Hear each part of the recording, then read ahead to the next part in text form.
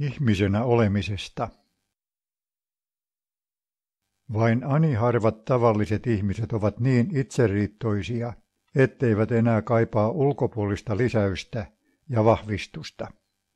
Jotkut odottavat toisten ihmisten puoltoääniä heikon itsetuntonsa takia. Joillekin taas arvostuksen nälkä vain kasvaa arvostuksen myötä. Ihmisten välinen ystävyys nojaa useimmiten vastavuoroisuuteen, josta filosofi Nietzsche totesi: kun tahdotte puhua hyvää itsestänne, te kutsutte todistajan, ja kun olette vietelleet hänet ajattelemaan hyvää itsestänne, ajattelette itsekin hyvää itsestänne. Vain harvat sietävät sellaista ystävää, joka esittää huomionsa täysin kaunistelematta. Reino Helismaa totesi, että täytyy ajatella, ettei tulisi sanottua sellaista, mitä todella ajattelee. Helismaa tosin saattoi tarkoittaa myös sitä, että todella syvällisten asioiden avoin lausuminen nostattaa vastarintaa niissä, jotka eivät kykene niitä ymmärtämään, mutta pitävät kuitenkin itseään kaiken tarpeellisen ymmärtäjinä. Minäkuvan paisuminen on tulemista evankeliumien tarkoittamassa mielessä rikkaaksi, josta tilasta tulisi kuitenkin, sen tehtyä tehtävänsä, päästä sisäisesti vapaaksi, muuttumalla hengellisesti köyhäksi. Vasta silloin, kun ihminen ei enää kanna mukanaan mitään ajallista, hän alkaa olla valmis kulkemaan ahtaan portin läpi. Kuolemaa kutsutaan vihollisista viimeiseksi. Sanotaan, että se on tullut ihmiskunnan osaksi ensimmäisen ihmisparin syntiinlankeemuksen myötä. Omenavarkaudella on siten ollut hyvin pitkäkantoiset ja ankarat seuraukset, mikäli Raamattua halutaan tulkita sananmukaisesti. Lankeemuksen tuottama kuolema saattaisi todellisuudessa kuvata prosessia, missä inhimillinen tajunta on alkanut samastua ulkoisiin ilmiöihin, kehoonsa, aistimuksiinsa, tunteisiinsa ja ajatuksiinsa. Ihmisten käsitys itsestä on samastuksen myötä muodostunut täysin riippuvaiseksi katoavista ulkoisista ilmiöistä. Periaatteessa koko tajuinen elämä on etsikko ja etsintäaikaa, mutta sisäisen etsimisen tarve syntyy luonnostaan yleensä vasta silloin, kun ihminen alkaa kyllästyä aistillisiin, aineellisiin ja psyykkisiin virikkeisiin. Raamatun vertaus tuhlaajapojasta kuvaa ensinnäkin sitä, että ulkoisen elämän kokeminen on arvokasta ja tarpeellista. Ihmisen tulisi kuitenkin jossakin vaiheessa päästä kokemisen tarpeesta sisäisesti vapaaksi ja havaita, että aineellisen tason kokemukset sellaisinaan ovat hyödyksi ainoastaan koettaessa elämää fyysisen olemuksen välityksellä. Kokemus synnyttää mentaalisia perusvalmiuksia toimia kanssaluojana, kunhan tietoisuuskin lopulta kohoaa tilaan, missä tiedetään, mitä on syytä luoda ja mitä jättää luomatta. Sanotaan, että ihmisellä on henki, ja että henki on jotakin alkuperäistä ja jakamatonta. Se ei ole milloinkaan langennut syntiin, eikä sitä voi millään toimin vahingoittaa. Ihminen ei yleensä ole tietoinen hengestään, saati hengessään. Useimpien uskontojen ydinvaatimuksena on kuitenkin yksilön yhteyden palauttaminen tai palautuminen henkiseen alkuperäänsä.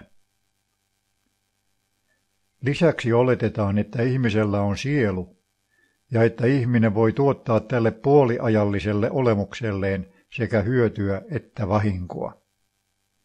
Ihmisille kaikkein tutuin olemus on mieli, joka toimii aistimusten, tunteiden ja ajatusten kentällä ja kenttänä. Kehon ja mielen yhdistelmää kutsutaan yleisesti persoonalliseksi ihmiseksi, minuudeksi. Minäkäsityksestä suurin osa koostuu ehdollistumista, jotka pidättävät ihmisen tajunnan ajallisuuden ja sen myötä katoavuuden puitteissa. Minä on se elämä, jonka kahleista ihmisen tulisi päästä irti, voidakseen vapautua sisäisesti tilaan, jota eivät mitkään ehdollistumat tai tajunnalliset katkokset enää kosketa, koska itsetietoisuus on irronnut ajan ja tilan rajoituksista, joihin myös niin sanottu kuolema lukeutuu. Minä on se persoonallista olemusta koskeva kuoleman tauti, johon uskonnot ja filosofiat ovat etsineet parantavaa lääkettä. Joskus patenttilääkkeeksi tyrkytetään minän vaihtamista meiksi, eli sulautumista takaisin laumaan, mikä saattaa monien kohdalla hidastaa omaehtoista kasvuprosessia. Kaikki Uuden testamentin evankeliumit kehottavat ihmistä kadottamaan katoavan elämänsä, mikäli hän aikoo löytää tilalle katoamatonta. Itämainen ajattelu tarkentaa edellistä neuvomalla hävittämään elämisen, mukavuuden ja vaikutelmien halun sekä jatkuvan kasvun nälän ja suuntaamaan sitten kaipuunsa pois itsestä, sisäiseen ja saavuttamattomaan. Nietzsche yhtyy samaan näkemykseen kirjoittamalla, mikäli tahtoo nähdä paljon, pitää oppia kääntämään katseensa pois itsestään.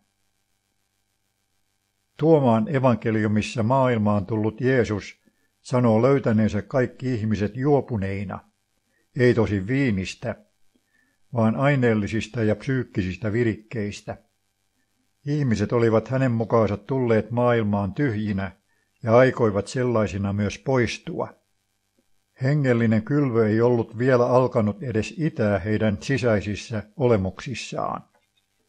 Matteus ja Luukas nostavat hekin esiin inhimillisen taipumuksen samastua omiin mielitekoihinsa kirjoittaessaan, sillä missä sinun aarteesi on, siellä on myös sinun sydämesi. Aarteet kuvaavat ihmisen kiinnostuksen ja halujen kohteita, joista muodostuu pysyviä tapoja, asenteita ja ajatusmuotoja. Todellinen aarrekammio sijaitsee yksilön sielullisessa olemuksessa, johon kokemusten henkiset hedelmät koostuvat, mikäli sellaisia syntyy. Ihmisen tietoisuuden painopisteet, hänen mielensä ajalliset aarteet, määräytyvät hänen ajattelunsa ja tunteidensa mukaisiksi. Monien aarteisiin sisältyy tulevan viikonvaihteen, loman, eläkkeelle pääsyn tai jonkin muun miellyttäväksi koetun asian odotusta. Mukavuuden sinänsä ei tarvitse olla ongelma. Ainoastaan liiallinen ehdollistuminen mukavuuteen saattaa olla haitallista, jos tapa syrjäyttää kaikki syvemmät pyrkimykset. Vanha kiinalainen sananlasku toteaa, ei ole suurempaa rikosta kuin ylemmääräiset halut. Ei ole suurempaa onnettomuutta kuin olla tyytymätön siihen, mitä omistaa. Filosofi Nietzsche vahvistaa samaa teemaa. Totisesti, joka vähän omistaa, hänet sitä vähemmän omistetaan.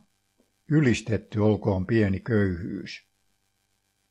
Suuri köyhyys saattaa tietenkin toimia aivan päinvastaiseen suuntaan, mikäli se sitoo mielen toiminnot itseensä. Viisas Siirak tunsi hyvin elämän dynaamisen ja suhteellisen luonteen todetessaan, älköön sanottako, tämä on huonompi kuin tuo, sillä aikanaan kaikki osoittautuu hyvin kelvolliseksi.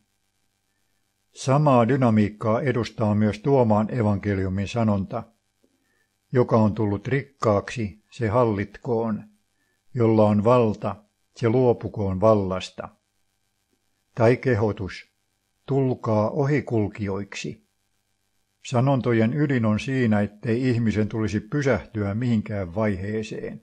Hänen pitäisi tulla ohikulkijaksi kaiken katoavan ja tilapäisen suhteen, sillä elämä on koulu, jossa ei kannata vapaaehtoisesti jättäytyä luokalle.